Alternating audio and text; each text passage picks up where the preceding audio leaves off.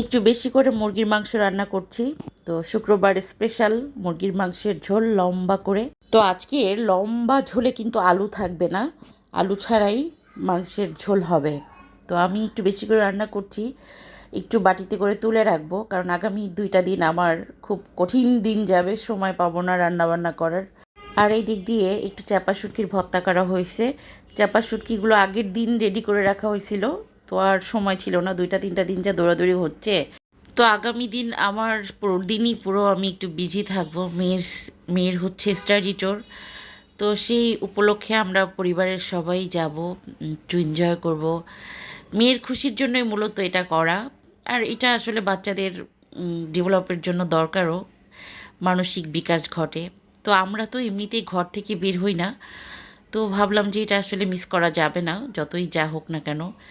তো সের জন্যই একটু টুকটাক শপিং করা, এটা ওটা রেডি টেডি করা নিয়ে খুব ব্যস্ত ছিলাম 2টা দিন। তো এখন আবার একটু রান্নাবান্না করে না রাখলে এসে আবার ঝামেলা হবে। তো এই তো রান্নাবান্না কিন্তু অলমোস্ট করে ফেলছি, একটু বেশি করেই ঝোল রাখলাম। রান্নাবান্নার চাপ কিন্তু আজকে সেরকম বেশি কিছু রাখিনি, মানে সময়ের সাথে পারি না।